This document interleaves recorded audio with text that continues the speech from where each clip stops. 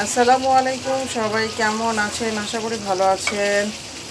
এই যে রাতের বেলা ছেলে বলতেছে, আম্মু আমাকে একটু গরুর মাংস ভুনা আর খিচুড়ি করে দাও। দুপুরবেলাও কিন্তু খিচুড়ি খেয়েছি, এখনও সে খিচুড়ি খাবে।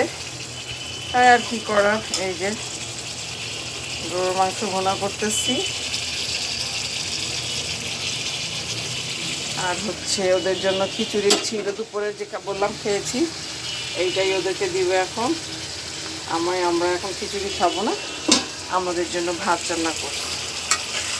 বাচ্চা মানুষ বলছে, এখন কী করার। এই ছেলে বৃষ্টি হলে ঠান্ডা হলে একটু খিচুড়ি, একটু মুরগির মাংস, মানে আছে ওনার আবদারের শেষ নেই। একদম সেম ওর বাবার মতোই হয়েছে বড়টা। আমার ছোটোটা এতটা আবদার নেই খাবার দাবার নিয়ে, ওর অনেক আবদার।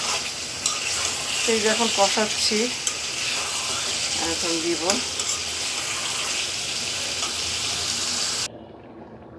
এই যে মাংস হয়ে গেছে, ডান। আমি এখন কয়েকটা আস্ত কাঁচামরিচ দিয়ে দিব,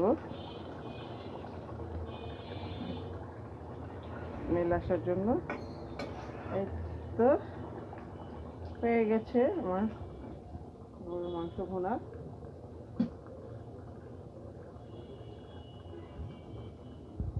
বাচ্চারা খাবে, আর কি করবো,